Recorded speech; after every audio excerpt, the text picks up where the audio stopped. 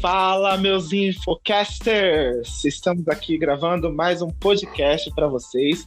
Eu sou o Gabriel Justino e, infelizmente, hoje a Edi não vai estar conosco, mas eu trouxe uma presença muito especial da Marina Masqueto, que é bibliotecária e faz pós-graduação em projetos culturais, e também um outro convidado muito especial, que é o Marcos Aloísio, que também é bibliotecário e artista visual. Então, pode se apresentar aí para a galera, gente. Oi, gente. Eu sou Marina. Já participei de alguns outros podcasts aqui do Infoco. Estou na reta final da pós-graduação em Gestão de Projetos Culturais pelo Centro de Estudos Latino-Americanos em Comunicação e Cultura da USP. E hoje a gente, conversando, percebeu, e acho que todo mundo percebeu, esse advento das lives, e uma inquietação nossa foi exatamente sobre a produção cultural e a cultura nos tempos de pandemia e Covid-19, por algumas perspectivas. Mas acho que, particularmente, o que me chamou mais atenção é como o mercado, né, cultural pode ficar e está enxergando isso com as lives que têm acontecido nas redes sociais. Então, a nossa ideia agora é conversar sobre como fica, né? Bom, eu sou o Marcos, tudo bom, gente? E primeira vez que eu tô aqui no Infoco. Eu sou artista visual e bibliotecário. Minha formação como artista visual é de base familiar, porque minha mãe é artista visual e professora particular de artes há mais de 20 anos, e por pesquisas que faço de forma autônoma também, muito usando como referência a bibliografia disponibilizada por universidades públicas do Brasil. E a partir daí comecei a me profissionalizar e tive minha primeira exposição em Londres em outubro do ano passado, e estou desenvolvendo, então há 8 meses que eu estou atuando profissionalmente na área de artes visuais. Meu papel aqui vai ser falar um pouco mais... Muito obrigado. Meu papel aqui vai ser falar um pouco mais sobre a perspectiva das artes visuais nesse processo, né, nesse cenário em que estamos vivendo atualmente. Então, como as instituições culturais estão atuando para poder driblar a falta de financiamento que vai ter na área da cultura, como vai se desenvolver o campo das artes visuais nesse período e o futuro das artes visuais, olhando muito para o passado também, com alguns casos de epidemias e pandemias que tivemos na história, como isso afetou a cultura das artes, a cultura visual, né? Então, minha contribuição vai ser um pouco sobre isso e também como a gente pode perceber esses modelos que estão sendo adotados, né, por essas instituições culturais e trazer isso para a biblioteconomia também, que eu sempre trabalhei muito com essa relação entre arte e biblioteconomia, inclusive foi o tema do meu TCC, né?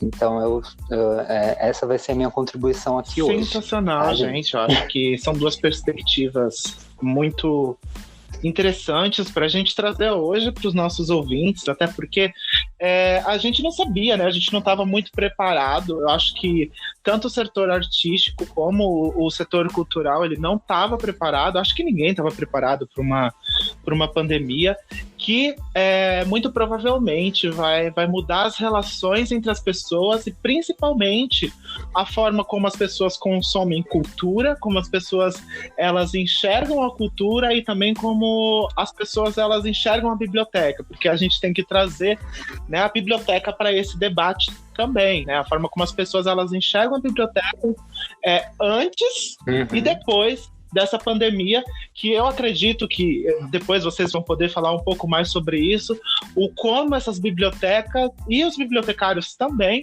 têm que ser reinventados, né, para alcançar as pessoas nesse mundo pós e com pandemia, né? Pós-pandemia também, enfim. É importante a gente, né? Porque assim, é engraçado, às vezes a gente trabalha na biblioteconomia e fica muito preso às questões técnicas da área, né? Que são importantíssimas também, mas esquece um pouco da parte cultural, né? Da biblioteconomia e o quanto isso também afeta a gente, sabe? E afeta diretamente e e a gente vai ter que pensar em formas de driblar também essa situação. Assim, qual que é o papel cultural do bibliotecário nesse período, sabe? E como isso vai fazer com que a nossa dinâmica de trabalho mude e como a gente vai continuar atuando de forma a incentivar a leitura e a disseminação cultural no país, sabe, daqui para frente. Porque não é uma coisa que vai acabar amanhã, não vai ser uma mudança que vai afetar a nossa sociedade, acho que por muitos anos ainda. Até que se descubra uma doença, até que se descubra uma vacina, na verdade, né? E assim, e mesmo que se descubra a vacina, eu acho que a nossa dinâmica de trabalho vai ser alterada, mesmo assim, sabe? A cultura de trabalho da nossa sociedade vai mudar. Então, acho que é importante a gente pensar nisso. Eu acredito que a nossa relação de trabalho, ela já mudou, né? Já mudou muitas coisas, né? No último podcast, um dos podcasts que a gente gravou, e que teve a participação da Marieta, ela contou um pouquinho como está sendo os desafios que ela vem enfrentando com relação ao teletrabalho, né? A fazer o home office.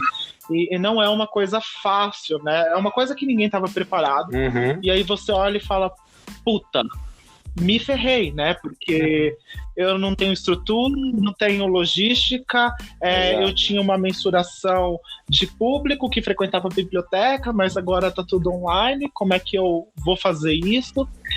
E também tem aquela questão, né? Eu acho que vocês dois, um que estuda e outro que está na área artística, né? Um de projetos culturais e outro na área artística, vocês podem me falar melhor e com mais propriedade a questão de como a sociedade ela enxerga a cultura, né? Porque em tempos de quarentena, a gente vê realmente a necessidade de você ter a cultura cada vez mais presente na vida das pessoas, justamente porque elas estão em casa, ou pelo menos deveriam estar em casa, né? E aí você vê a importância da cultura para não deixar as pessoas em depressão, né?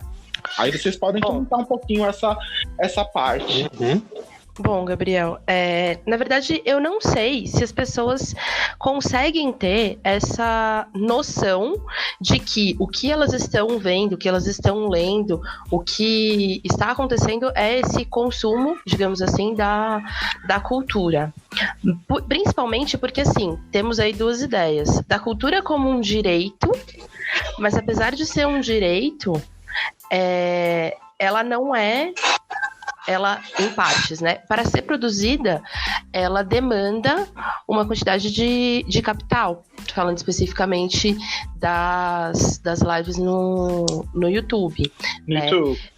De um outro ponto que acontece é que, por exemplo, shows e espaços culturais, eles precisam desse público, né? Eles precisam do que hoje chamam de aglomeração, que a gente nunca tinha parado para pensar nisso, para existir. Né? Uma produção de cinema, por exemplo, ela precisa ter o set montado, então ela precisa de pessoas para existir. E o grande desafio hoje é conseguir levar para o público isso tudo de forma segura para quem está trabalhando. A relação entre as pessoas na cultura, de forma presencial, ela é a base para isso acontecer. Porque a cultura, ela tá nas relações entre as pessoas, nas coisas que a gente lê, nas coisas que a gente assiste. E isso tudo é bem complicado você conseguir fazer de forma plena à distância. Não sei como o Marcos está lidando com isso, né? Mas pelas pessoas com quem eu tenho conversado, as coisas estão meio paradas, assim. Produções de cinema estão paradas, até as novelas, por exemplo, pararam de ser gravadas e estão reprisando outras. Então acho que o grande desafio é tentar enxergar uma forma de continuar as produções de uma forma de uma forma segura e que elas realmente aconteçam, porque hoje o setor da cultura está bem parado, assim, que precisa de mais interação humana tá bem parado, porque não tem muito como fazer. Então é legal trazer essa perspectiva, até porque nas artes visuais a gente tem um trabalho que é até um pouco, digamos, solitário. Teve até um rapaz que eu sigo, que ele é um artista já reconhecido, Francisco Hertz, e ele colocou um meme que era de o artista antes da quarentena, o artista na quarentena e o artista pós-quarentena. Era a mesma foto do artista sentado em frente à tela pintando, dentro de casa. Então, a dinâmica de trabalho do artista visual, óbvio que eu não estou falando de todos, porque existe também os artistas visuais que trabalham com instalação, existem vários, né? Existem vários artistas, né? Existem vários artistas, várias formas de produzir arte. Então, vai ter que, realmente, alguns estão se reinventando e produzindo arte de formas diferentes, então, mais solitárias, às vezes, inclusive, e isso é algo que também é pontuado como uma interferência na produção artística por conta da pandemia, que foi o que aconteceu durante a peste bubônica, que houve um cenário de pessimismo muito grande, então a estética, né, a produção artística toda, ela demonstrou muito mais esse cenário de pessimismo, eram quadros que falavam muito do fim do mundo, acabaram retomando muito aspectos religiosos, então assim, isso pode muito bem interferir na produção artística, isso falando na parte das artes visuais. E alguns amigos meus que trabalham com música e que trabalham com teatro, eu percebo que estão um pouco mais parados. Os com música acabam atuando mais na frente, com Instagram, com algumas coisas, fazendo lives mesmo, como a Mari falou. Só que aí a gente entra num outro problema, né? Como financiar tudo isso, até dos artistas visuais, porque as instituições culturais, o artista visual vive de edital, ele vive de exposição, compra também daquilo que ele produz. Então, assim, as pessoas que estão no cenário de incerteza financeira vão também consumir arte nesse momento? Vão dar a devida importância a isso nesse momento ou não? E a gente vai depender do Estado, só que o Estado precisa também direcionar recursos para outras áreas que são essenciais no momento. Como é que ele vai direcionar recursos para a cultura?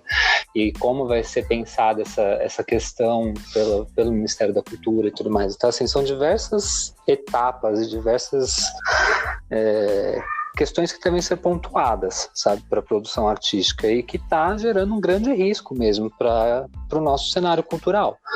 Porque para quem já é estabelecido, já está no mainstream, tem formas de conseguir se subsidiar através de patrocínio, está mais estabelecido. Não quer dizer que isso não vai impactar, mas como aquele pessoal diz, não estamos no mesmo barco, né? Tem gente que está no por iate, exemplo, tem gente que está no canoa. Por exemplo, esse pessoal que são artistas famosos, né? Os cantores sertanejos e tudo mais, que praticamente toda semana a gente tá tendo uma live, então eles têm uma estrutura melhor do que, por exemplo, um artista plástico, vamos dizer assim, que está começando agora no mercado. Ou até mesmo um músico Exato. Que é independente, né? Então, e aí eu sinto que às vezes a gente acaba vendo as coisas que estão na nossa bolha e o mainstream, né? E a gente vai depender muito, a classe cultural vai depender muito de se segurar mesmo um na mão do outro. E por quê? Estamos num contexto onde o país nem Ministério da Cultura tem mais, né? Apesar de termos as leis de incentivo minimamente asseguradas, não temos tantos editais assim. E eu achei muito interessante o que trouxe o Marcos, porque isso vai refletir, né? Acho que um dos primeiros pontos assim, que a gente consegue enxergar se ressignificando é a cultura, né?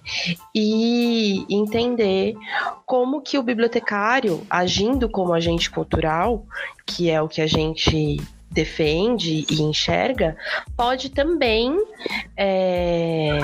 se fortalecer nesse meio, sendo não só um disseminador, por exemplo, de informações de editais que estão acontecendo, mas também, de certa forma, encontrando meios para disseminar a leitura.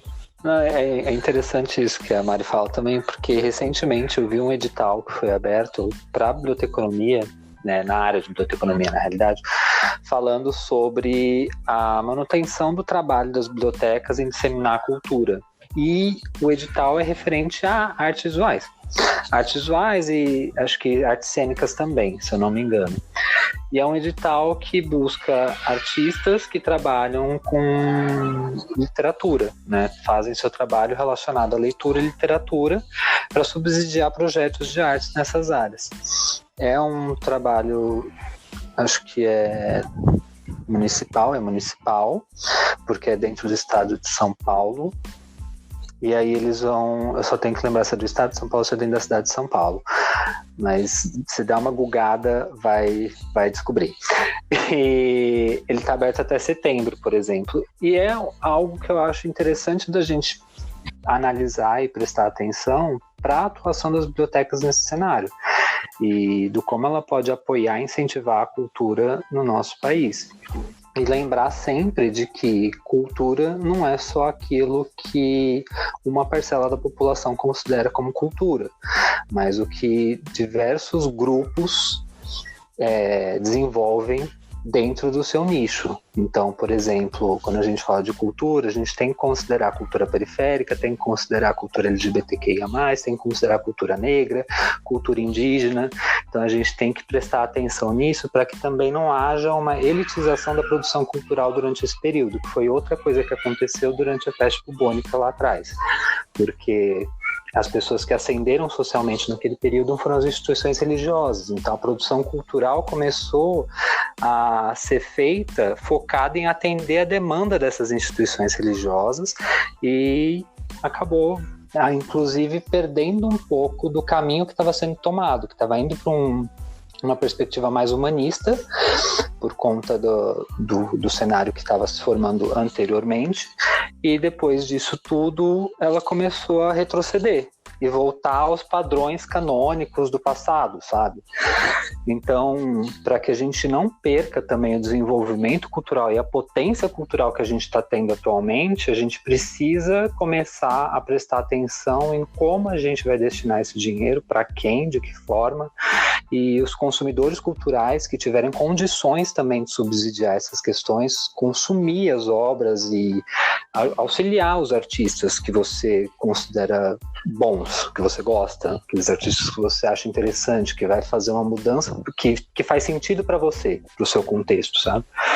Então isso é importante. E cobrar também das instituições, né? Que as instituições não parem de criar, como estão criando atualmente, editais de emergência. O Itaú Cultural criou um edital de emergência atualmente, que já fechou, com tema na quarentena, e tem alguns espaços culturais que estão criando editais de emergência para subsidiar a produção artística contemporânea. Assim como também tem galerias que estão fazendo residência online, né? Porque a residência é uma das formas de atuação do artista visual, porque ele tem um projeto, ele envia para essa galeria quando ela abre edital de residência, e aí ele vai desenvolver esse projeto dentro da galeria com auxílio de outros artistas e de galeristas para fazer com que esse projeto fique cada vez mais como eu falo, coeso, né, ao que ele pretende.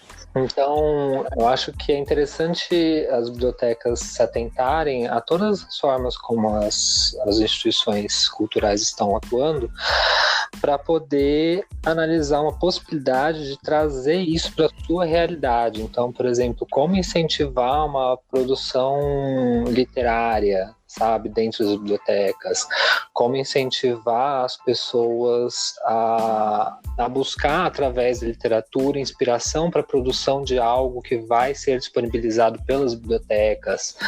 Isso pode ser produção de artes visuais ou música, qualquer coisa dentro do campo cultural, e a gente vai ter que se reinventar e realmente trabalhar com a nossa criatividade para poder fazer com que a biblioteca não morra durante esse período, sabe? Porque tudo bem que ela está digital, mas ela precisa dessa união, sabe? Sim, eu concordo. Eu acho que antes da gente enveredar por esse caminho da parte da biblioteca e tal, eu tenho uma questão para vocês dois sobre a questão de acesso né? A gente fala da questão da cultura, e você chegou a comentar também da parte elitista, né? Da cultura. Como fazer com que artistas, fazer com que livros, literatura, exposições, mesmo que sejam online, cheguem nas periferias, cheguem nas favelas, onde muitas vezes, né, nós sabemos que as pessoas não têm nem internet para poder acessar esse conteúdo. Muitas vezes, algumas pessoas, crianças, adolescentes, só vão ter acesso na internet quando elas vão para a escola, ou quando elas vão para uma praça, por exemplo, que tem um Wi-Fi, que é uma coisa rara, por exemplo, em São Paulo. Então, como levar a cultura para essas pessoas que não têm acesso para a internet? Eu acho que isso não é só uma questão que o governo tem que discutir, mas que nós, enquanto gestores da informação, devemos trazer à baila essas discussões para poder sanar esse tipo de problema também. Porque nós não podemos abraçar um lado, mas rejeitar totalmente um outro. A gente tem que ter esse olhar sensibilizado para não elitizar a cultura, para não colocar a cultura só para quem tem acesso à internet e deixar de lado essas pessoas que nunca vão ter acesso à internet, que não têm acesso, né, à internet. Como fazer? Essa é a questão para vocês.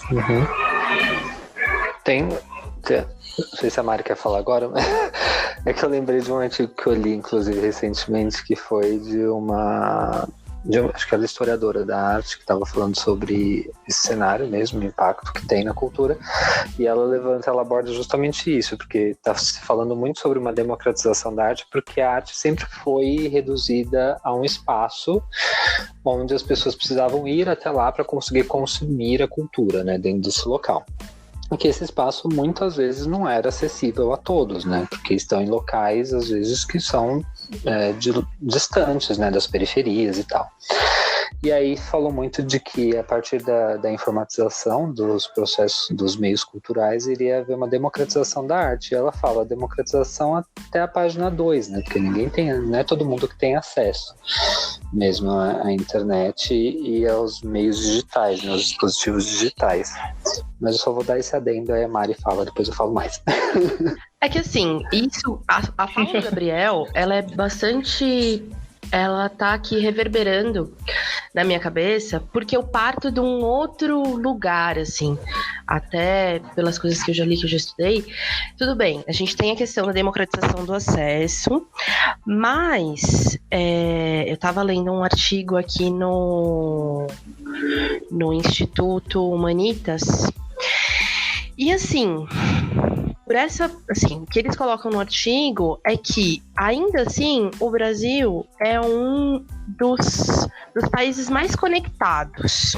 Pensar em democratização de acesso, democratização da cultura e todas essas coisas são assuntos muito amplos que vêm sendo discutidos na academia, em vários lugares, por diversas perspectivas.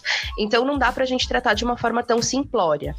E não é eu sei que não é uma live que resolve, sei como o Marcos comentou nesse artigo, que esse acesso chega, mas a gente já sabe também que ele não chega para todo mundo.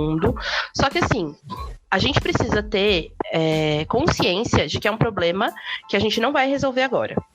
Até porque a cultura vem sendo negligenciada e colocada como não prioridade há muito tempo, né? Tendo em vista, como eu já falei, a questão de ter fechado nesse governo o Ministério da Cultura.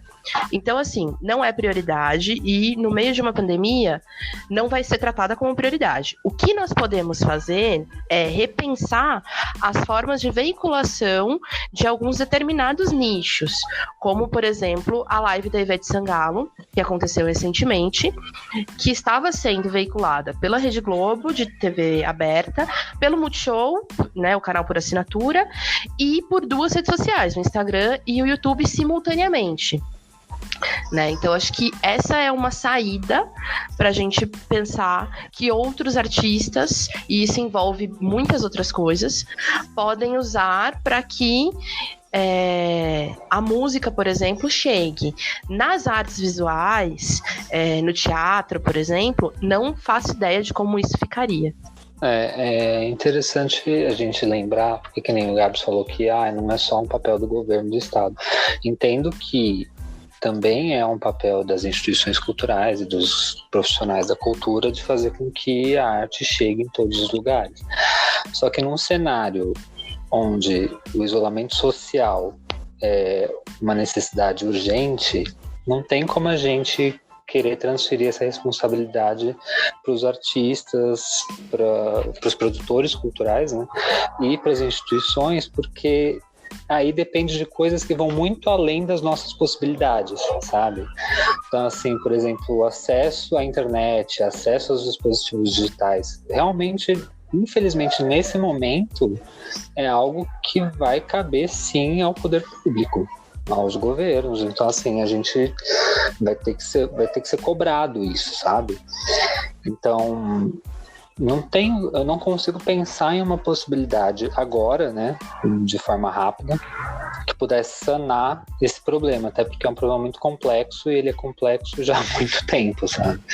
E como a Mari acabou de falar, a cultura ela foi sempre muito negligenciada. Então, assim, a gente não tem acesso a tantos recursos a ponto de poder resolver um problema social grande e ainda assim subsidiar a produção cultural, sabe? E ainda assim sobreviver e comer, né, Márcio? Que a gente esquece sobreviver e comer. Que assim, o artista, muitas vezes, é a profissão do cara, né? É como a gente... Eu já vi vários professores brincando, né?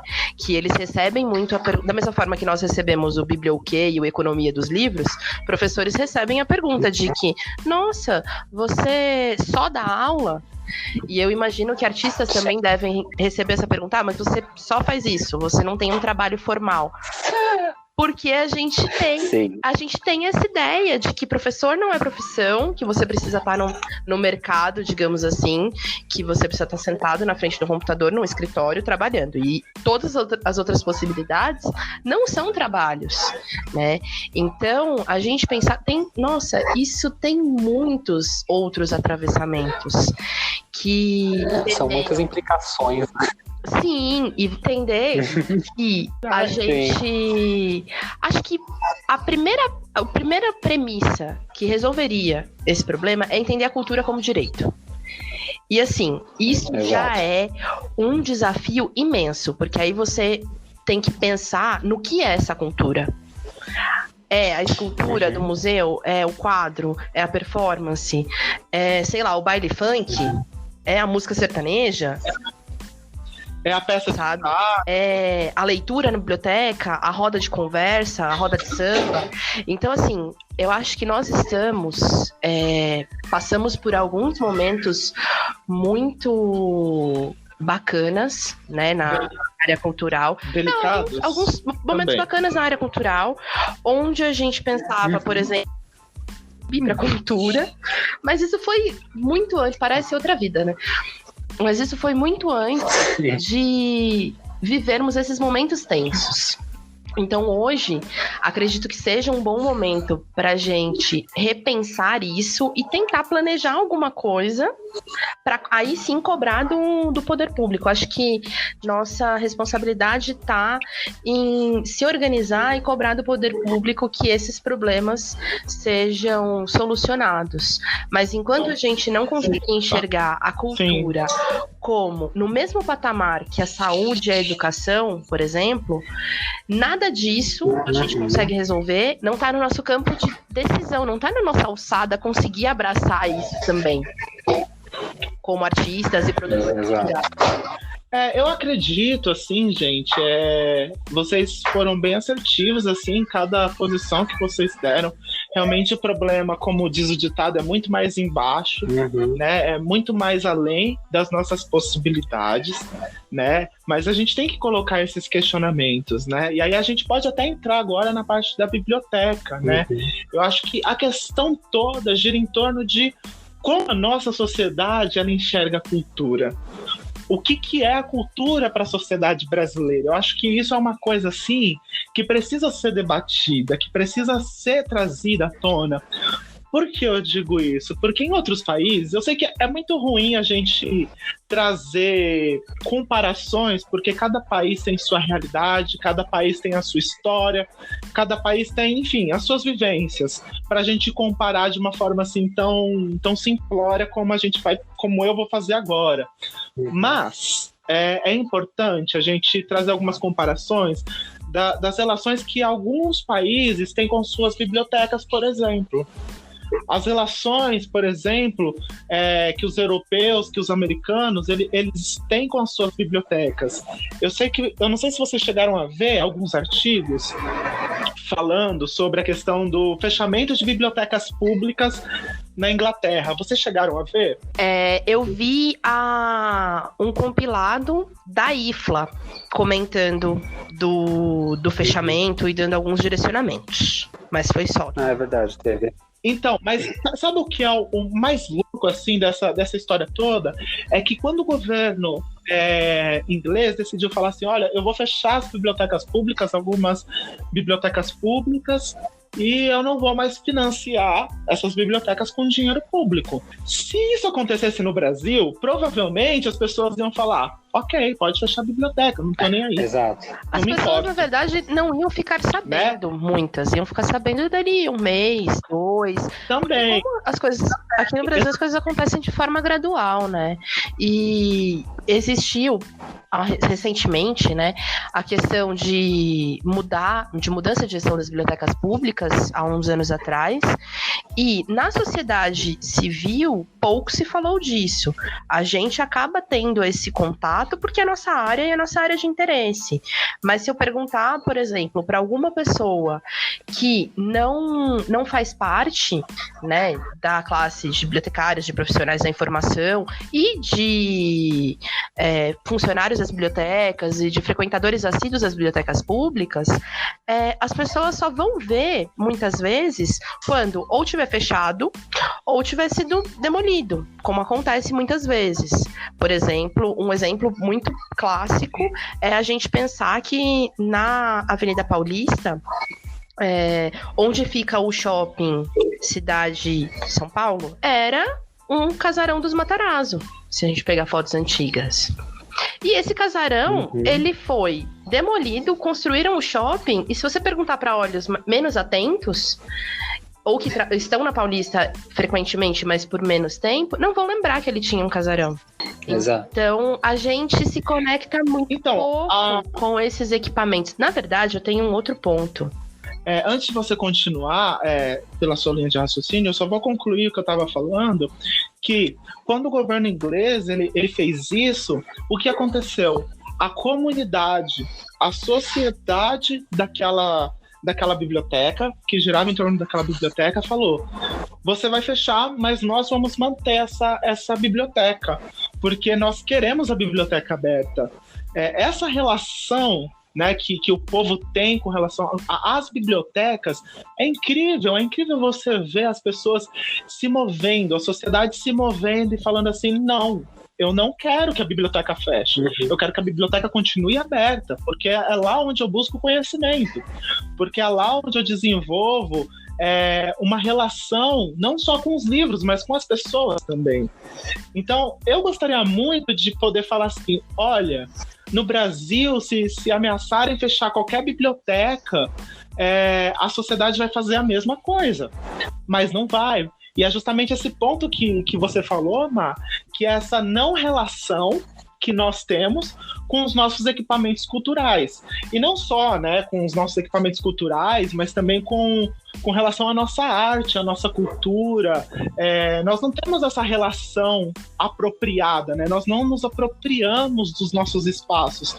Nós não nos apropriamos das nossas esculturas, da nossa arte, de tudo que nós produzimos no nosso país. A gente não tem propriedade para falar, olha, isso daqui é uma coisa, né, muito que o Brasil faz, sabe? Então, nós não temos esse papel como sociedade de reconhecer as coisas boas que tem no nosso país. E tem muita coisa boa, tem muita arte. O papel desenvolvido por muitas bibliotecas é aquele momento que você levanta assim, aplaude de pé, cara, porque tem cada profissional que faz assim umas coisas incríveis pelo sertão, que faz coisas incríveis pelo norte do país, saindo mesmo, gente, do eixo Rio-São Paulo e do eixo sul, né? Porque o Brasil não é só isso, o Brasil é muito mais do que Sudeste e Sul. E a gente tem que lembrar que o Brasil não gira em torno de São Paulo e Rio de Janeiro. E não é para menosprezar São Paulo e Rio, mas a nossa cultura é muito mais que isso, a nossa cultura é muito diversa. E nós devemos nos apropriar disso, não é mesmo? Exatamente. E aí você pode continuar, Má, falando a sua linha de raciocínio que você estava falando do Casarão Matarazzo, lá na Paulista. É super verdade isso, Perdi. né? Fiquei aqui, ó, sem palavras. Ah, Nossa, meu Deus. O que eu vou falar agora? Depois disso, minha vontade é o quê? Sair na rua e catar, ir até Brasília, catar um montinho de dinheiro e falar assim, esse aqui vai pra tal região, pra montar uma biblioteca pública decente. Mas voltando. Gabriel. Só não sai na rua, manda por e-mail. Gabriel, isso que você comenta é algo que eu venho percebido já há algum tempo. Porque desde que eu comecei a fazer biblioteconomia, quando eu viajo, né, de férias e vou para algum lugar, primeiro que a nossa prioridade aqui na minha família sempre é algum lugar do Brasil, né? Tanto que eu nunca saí do país. E assim, quando eu chego nesses lugares, eu sempre... A minha primeira vontade é visitar as bibliotecas. E assim, eu já vi cada coisa. Eu já vi assim, tanto pro lado positivo de projetos maravilhosos. Quando eu fui para Belo Horizonte, a primeira vez a biblioteca estava fechada porque era um fim de semana. Mas da segunda vez que eu fui, durante a semana, eu fui tão acolhida pelas pessoas que trabalham lá, num nível de, assim, mostrarem o microfilme, de deixarem a gente manusear os materiais, tipo jornais históricos e afins, sem ter antes marcado uma visita, né? Sem ter antes precisado ligar, marcar uma visita monitorada, nada disso. Essa foi uma tratativa que eu gostei muito. Como também já fui em bibliotecas, como quando fui para São Cristóvão e Laranjeiras, em Alagoas, que são cidades históricas, né, de Alagoas, e eu conheci a biblioteca de lá, simples, mas no momento em que eu conheci, estava acontecendo uma sessão de cineclube com crianças. Então, assim, é uma biblioteca ativa, por mais... Não sei quanto de acervo tinha. Eu devia ter, o quê? Entre 2.000 e pouquinhos exemplares, que era bem pequena. Mas estava sendo ativa ali naquela comunidade. Dava para perceber uma relação com a escola, né, da cidade. Outro lugar que eu visitei a biblioteca foi em Ceabra, na Bahia. E lá foi também outras histórias incríveis com os funcionários da biblioteca, contando sobre a cidade, né? Então você vê essa apropriação do espaço, das histórias do lugar, das memórias do lugar, e foge do eixo Rio-São Paulo. Isso é um ponto. Mas uma outra questão é que por que eu acabo falando muito do eixo Rio-São Paulo em pesquisas e outras questões? Primeiro porque o Sistema Municipal de Bibliotecas de São Paulo, ele é a vitrine, né? Ele chega a ser a vitrine, ele é algo a ser espelhado e é um modelo a ser seguido. Então, para minha cabeça, eu acredito muito que é um modelo que cada vez mais deve ser melhorado. E cada vez mais deve ser entendido. Um ponto interessante aqui é que a gente fala, por exemplo, de museus e de outros equipamentos de cultura. Eu tenho, assim, não posso dizer que eu tenho certeza, mas sinto que se um belo dia o poder público, resolver fechar a Pinacoteca, por exemplo, vai existir uma movimentação, sim, da sociedade civil, porque é um espaço onde as pessoas acabam se vendo e ele tem uma proximidade com o seu público muito grande. Não só pelas redes sociais, mas pela quantidade de gente que visita e o que eu sinto de pesquisa sobre e afins. A questão das bibliotecas, para mim, e falo até da minha própria vivência na academia, recentemente eu escrevi sobre os marcos da biblioteconomia do ponto de vista das políticas públicas, é entender isso, que a biblioteca ela é também um espaço cultural. E é muitas vezes um equipamento cultural, além de ser um equipamento de informação e que auxilia na educação. Então, acho que falta para nós, bibliotecários, entender esse papel cultural da biblioteca. Porque é algo que, para mim, pelo menos, ele não é muito... Ele não é um papel muito estabelecido de primeira. Você pensa em biblioteca, você pensa muitas vezes em educação mais ligado, não tanto a cultura. Pelo menos é o que eu tenho observado nesses anos de estudo de biblioteconomia e de cultura.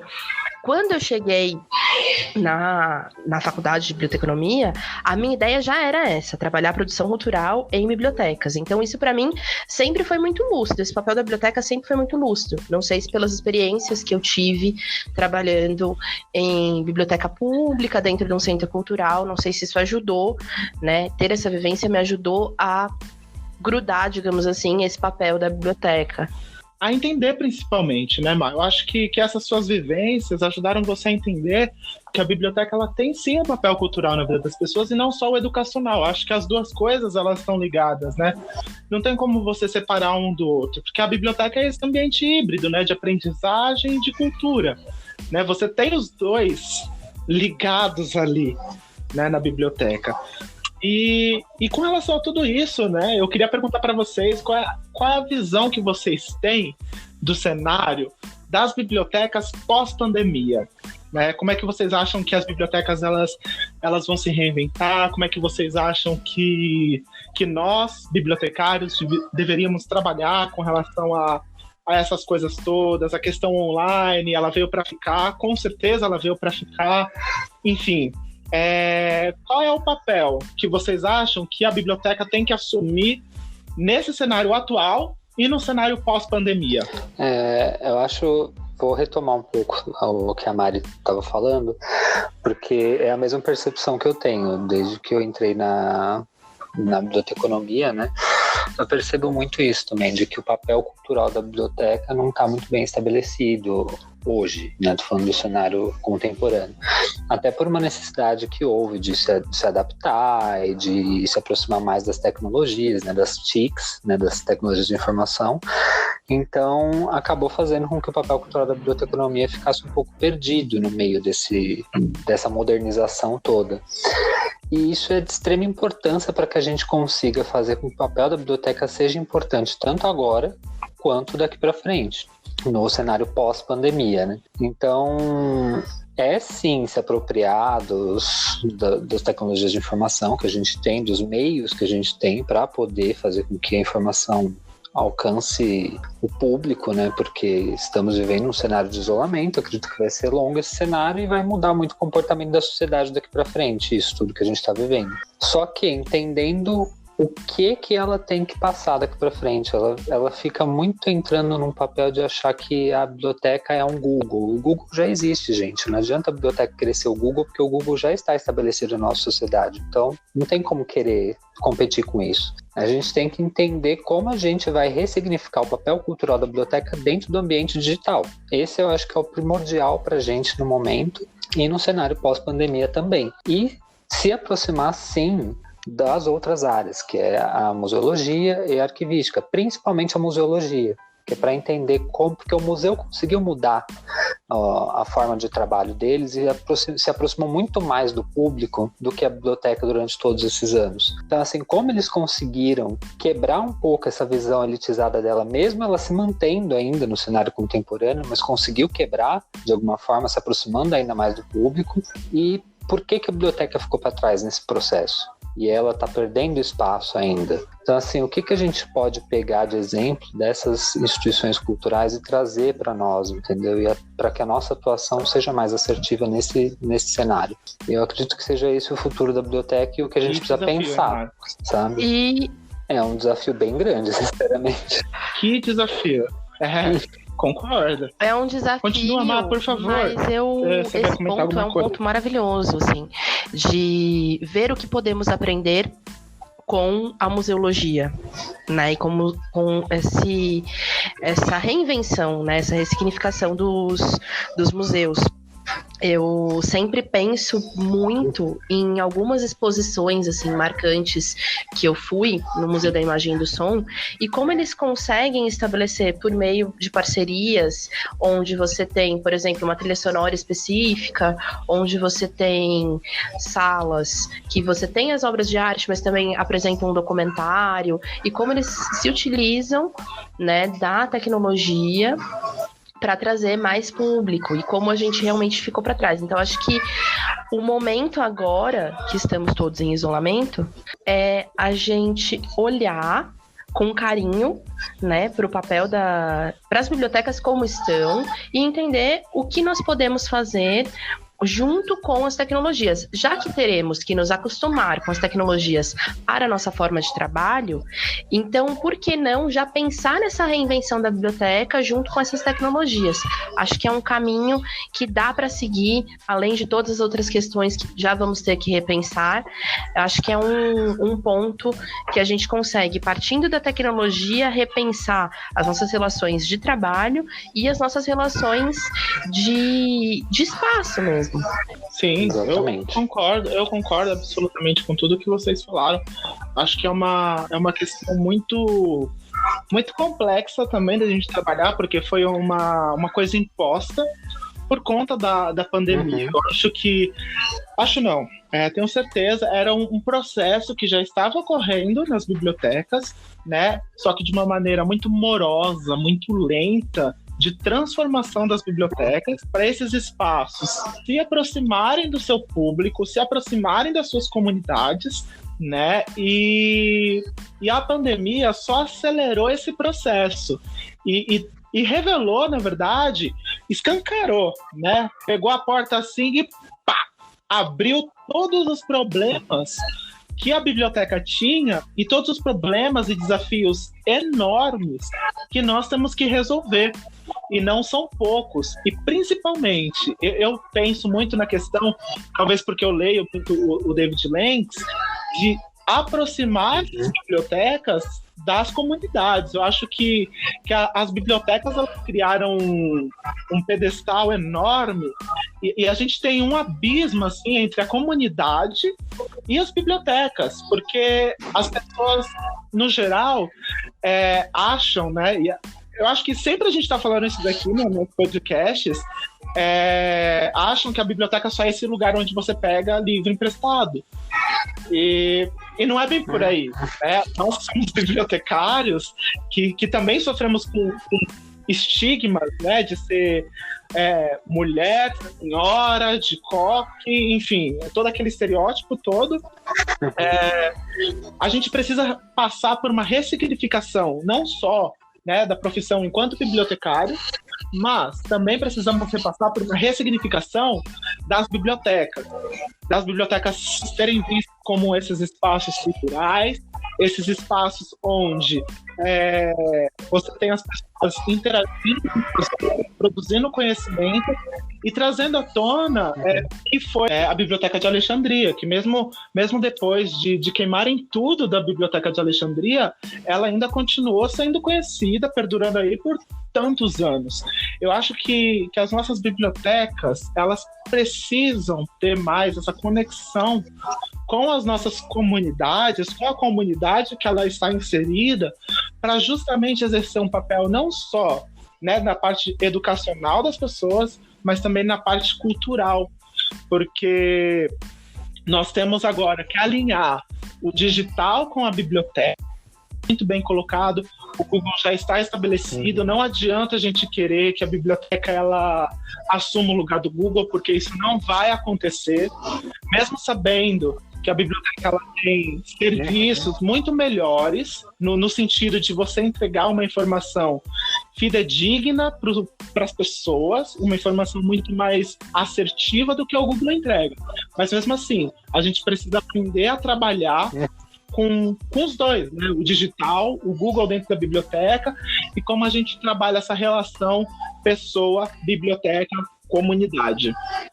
Eu acredito que o que a gente hoje precisa e pode fazer, como o Gabriel citou o Lenx, e eu também acredito e gosto muito das coisas que ele escreve, esse papel e essa aproximação com a comunidade, eu acredito que muito se dá.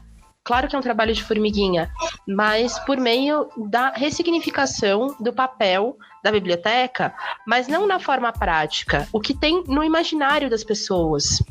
Porque até hoje, quando trabalhei em biblioteca escolar, algumas pessoas ficavam muito abismadas pela biblioteca não ser um lugar de silêncio que ela esperava que fosse, né? E não pessoas que queriam apenas ir lá estudar. Era uma biblioteca cheia de crianças, e crianças não são totalmente silenciosas.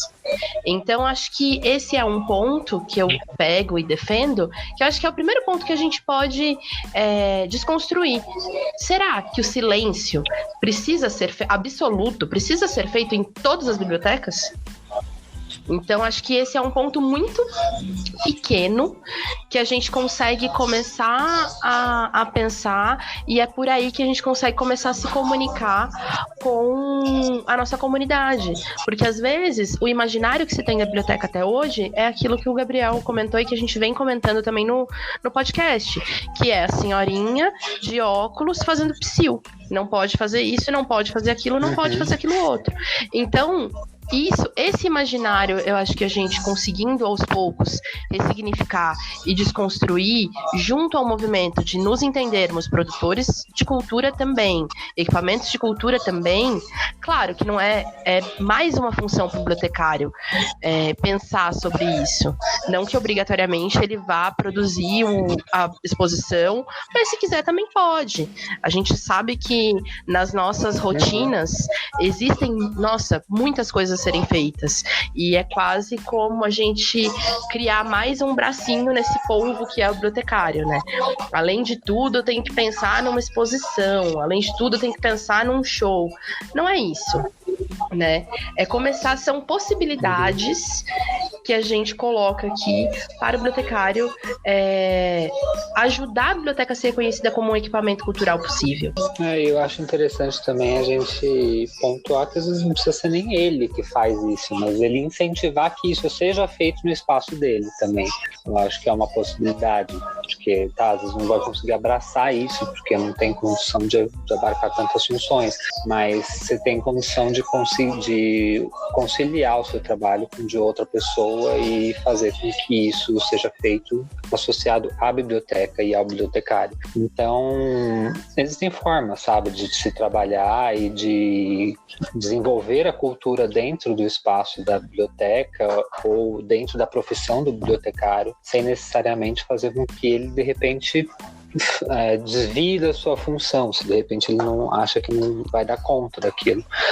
Então, a única coisa que eu acho que a gente tem que prestar atenção é realmente isso que o Gabs falou. A biblioteca, ela tem que voltar ao formato que foi a Biblioteca de Alexandria, um espaço de produção cultural, de produção intelectual, e é basicamente o que é o artista visual hoje, é o que é o museu hoje. O bibliotecário tem que ser também um agitador cultural, que é o papel do artista visual, é o papel do músico, é o papel das instituições culturais, é o papel dos museus. Então, assim, nós temos que nos tornarmos agitadores culturais, e é o que é fazer com que a cultura esteja viva o tempo inteiro. E cultura é exatamente aquilo que eu falei antes, não é só um recorte específico, são vários recortes de diversos lugares, de diversos grupos sociais. E se aprofundar nisso, eu acho que é o e principal. Muitas vezes a forma de ser esse agitador cultural é fazendo algo que pode ser simples, como ceder o espaço. Disponibilizar o espaço. No caso, agora não vai ter espaço, né? Futuramente, é isso, começar a pensar em disponibilizar. Quando voltar a ter espaço? Eu tô vivendo já no pós-pandemia. no futuro. Muito. Eu tô muito. Mas nesse momento a gente pode digitais também. Sem problemas. Gente, eu agradeço muito pela participação de vocês nesse podcast. Eu acho que vocês esclareceram muitos pontos em relação à biblioteca, à cultura e como a gente pode trabalhar com relação a todos esses cenários, né? E tudo que nós precisamos mudar. Então, eu agradeço muito, mais uma vez, a participação de vocês e deixo o espaço aberto para vocês agradecerem também e falarem com os nossos ouvintes. Com você, Marcos. Bom, gente, eu que agradeço o convite, foi maravilhoso, foi muito enriquecedor esse bate-papo aqui, gostei muito mesmo e espero que todo mundo goste, espero que isso traga reflexões para a galera, que todo mundo consiga repensar um pouco sobre o seu papel na profissão, sobre o papel das bibliotecas, sobre como fazer as coisas acontecerem daqui para frente também, e que isso também traga um pouco um respiro assim, para esse momento que a gente está vivendo, para a galera, nem que seja um pouco de entretenimento até. E muito obrigado mesmo, foi bem legal. Obrigadão mesmo. Gente, agradeço muito. Conversar com vocês é sempre maravilhoso. Participar dos podcasts do Infoco é sempre um respiro. E poder falar de coisas tão atuais e coisas que eu estou estudando e pesquisando hoje é uma oportunidade muito bacana. Então, eu espero que todo mundo também goste. E reforço aqui que muitas vezes a gente não sabe a solução, né? Acho que a gente está longe de saber a solução de muitas coisas, mas fazer alguma coisa, ainda que a gente... Acho que os podcasts do Infoco, eles vêm sempre como provocações e como possibilidades de pensar sobre assuntos que muitas vezes a gente esquece dentro da nossa profissão. Então, agradeço muito e foi muito bacana estar com vocês. Fico aí disponível para quando vocês quiserem gravar mais coisas, só me chamar. Bom, agradeço mais uma vez a participação de vocês e para quem está ouvindo a gente e quer nos acompanhar, vocês podem nos acompanhar pelo Facebook, pelo Instagram, pelo Medium, sempre digitando Infoco na Bíblia, esse é o nosso username nas redes sociais. A gente também tem o nosso site, então se vocês quiserem ver quem faz parte do Infoco, vocês acompanharem tudo que está acontecendo por aqui, é só acessar infoconabiblia.com.br e lá você encontra o nosso projeto do Apoia-se, que você pode contribuir para que a gente continue fazendo esses podcasts. Pessoal, é isso. Muito obrigado por acompanhar esse podcast e ficamos por aqui com o nosso Foca na Info, o podcast do Infoco. Até mais, gente!